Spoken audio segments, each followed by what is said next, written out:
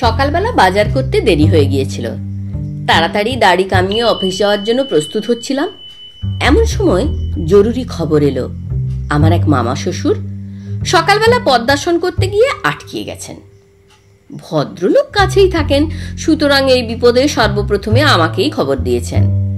বিপদটা সত্যিই যে কি তা আমি প্রথমে বুঝে উঠতে পারিনি। যদি পদ্মাসন করতে না পারেন, আটকিয়ে যান, করবেন না। আর তাছাড়া আমি তো আর যোগব্যায়ামের শিক্ষক নই। সত্যি কথা বলতে গেলে যোগব্যায়ামের জও আমি জানি না। এই ব্যাপারে আমার কি করার আছে? আমার এই মামা শ্বশুর গজেনবাবু আজ কিছুদিন হলো যোগব্যায়ামে খুব উৎসাহিত হয়ে পড়েছেন। নানা জনের কাছে এ সম্পর্কে নানা কথা শুনে তিনি যোগব্যায়ামের চার্ট কিনে নিজেই ছবি দেখে দেখে আসন শুরু করেন। যোগব্যায়ামের বহুল প্রচলিত আসনগুলির মধ্যে একটি হলো ওই পদ্মাসন। আপাতভাবে ছবি দেখে আসনটি যত সহজ মনে হয় তা নয়, আবার খুব জটিল তাও নয়। আসলে এক এক রকম আসন এক একজনকে পুষিয়ে যায়। যে পারে সে সহজেই পারে, যে পারে না সে হাজার চেষ্টা করেও পারে না।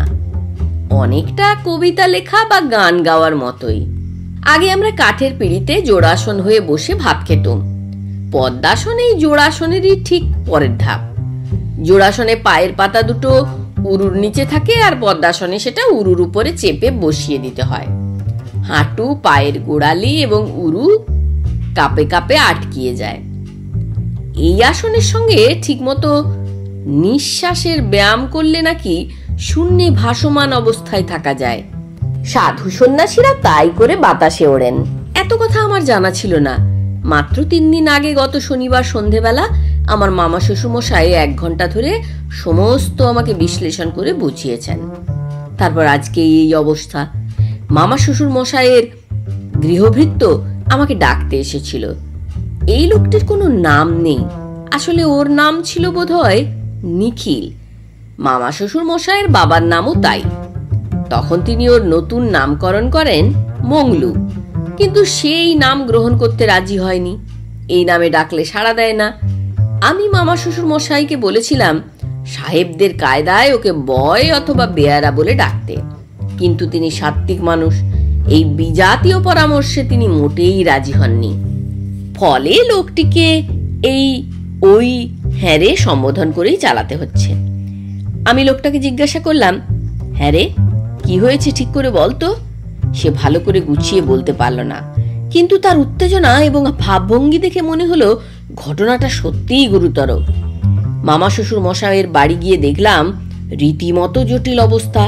বাইরের ঘরে ভিড়, ভিতরে শোবার ঘরের মেঝেতে কম্বল পেতে তিনি যোগাসন করছিলেন। সেখানে এবং বারান্দায়ও অনেক লোক। কি হলো জিজ্ঞাসা করাতে সকলের কাছ থেকে একই জবাব পেলাম, আসন করতে গিয়ে আটকিয়ে গেছেন। ভিড় ঠেলে শোয়ার ঘরে গিয়ে দেখি মামা শ্বশুর মশাই নতুন কেনা লাল কম্বলের উপরে তার সাধের পদ্মাসনে বসে রয়েছেন। তবে তার মুখে স্বর্গীয় প্রশান্তির পরিবর্তে প্রচন্ড উদ্বেগ। কিছুক্ষণের মধ্যে ব্যাপারটা অনুধাবন করতে পারলাম। সত্যি উনি পদ্মাসনে আটকিয়ে গেছেন। আজই প্রথম বহু চেষ্টার পরে অত্যন্ত সাফল্যের সঙ্গে পদ্মাসনে বসেছেন, কিন্তু তারপরেই আটকে গিয়েছেন। এখন আর বেরিয়ে আসতে পারছেন না। তার 2 পায়ের পাতা উরুর উপর চেপে বসে গেছে, গিটে গিটে ফিট করে গেছে 2 গোড়ালি।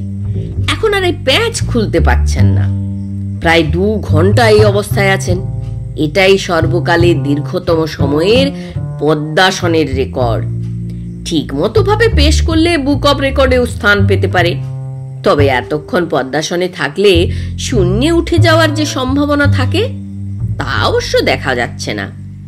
মামা শ্বশুর মশাই বোধহয় মুখ বিকৃত করে সেই উড্ডয়ন প্রবণতাকেই প্রতিরোধ করার চেষ্টা করছেন। জানালা দিয়ে বেরোনো এত বড় শরীরের পক্ষে সম্ভব নয়। মামি শাশুড়ি মহাশয় বুদ্ধি করে ঘরের দরজাটা ভেজিয়ে দিয়েছেন, যাতে তার পতি দেবতা মহোদয় ফুরত করে উড়ে পালাতে না পারে। অবশ্য দেখে শুনে মনে হচ্ছে যে সম্ভাবনা খুবই কম, কিন্তু উড়তে পারুন বা না পারুন, অন্তত এই পদ্মাসনের বেড়াজাল ছিঁড়ে তাকে অন্য 10 জন সাধারণ মানুষের মতো হাঁটা চলা উঠা বসা তো করতে হবে। সংসার আছে, অফিস আছে, আহার নিদ্রা শয়ন ভোজন আছে। এইভাবে পদ্মাসনে আটকে থাকলে চলবে না। মুখ চোখের বিকৃতি এবং উন্মুক্ত শরীরের বিভিন্ন অংশের পেশি সঞ্চালন দেখে বুঝতে পারলাম তিনিও প্রাণপণ চেষ্টা করছেন পদ্মাসন খুলে বেরিয়ে আসতে। দরদর করে সারা শরীর দিয়ে ঘাম পড়ছে তাঁর। পাড়ার ডাক্তারকে খবর দেওয়া হয়েছিল। তিনি পুরনো আমলের বুড়ো চিকিৎসক, কিন্তু জন্মে কোনো রোগীকে এ অবস্থায় দেখেননি। মামা শ্বশুর মশাইয়ের চারপাশে 3-4 পাক দিয়ে তিনি বললেন, গজেন বাবুকে হাসপাতালে নিয়ে যান। হাসপাতালে নেওয়া কি সোজা কথা? অফিস পড়ে রইল। পাড়ার কয়েকটি ছেলের সাহায্যে একটি টেম্পো ভাড়া করে তারপর পাশের বাড়ির থেকে একটি বেশ বড় কাঁঠাল কাঠের পিঁড়ি ধার করে সেই পিঁড়ির উপরে তাকে বসিয়ে বিয়ের কনেকে যেভাবে পিঁড়িতে তুলে 7 পাক দেওয়া হয় সেইভাবে শূন্যে তুলে টেম্পোতে বসিয়ে দেওয়া হলো। এখন হাসপাতালে কি হবে কে জানে। মামা শ্বশুর মশাই কতদিন এইরকম আটকিয়ে থাকবেন তাই বা কি বলতে পারে। তবে বেডের জন্য অসুবিধে হবে না নিশ্চয়, কারণ মামা শ্বশুর মশাইয়ের কোনো বেড দরকার নেই। তিনি তো বসেই আছেন। বেডে শোয়ার অবস্থায় পৌঁছলেই তো তিনি বাড়ি ফিরে আসবেন, তখন আর হাসপাতালের দরকার নেই। কেমন লাগলো আজকের রম্য রচনাটি? ভালো লাগলে অবশ্যই কমেন্ট বক্সে কমেন্ট করে জানাতে ভুলবেন না। আর যারা আজকে আমার চ্যানেলে নতুন তাদের কাছে একটাই অনুরোধ করব, প্লিজ চ্যানেলটি সাবস্ক্রাইব করে পাশে রাখা বেল আইকনটি প্রেস করতে ভুলবেন না কিন্তু।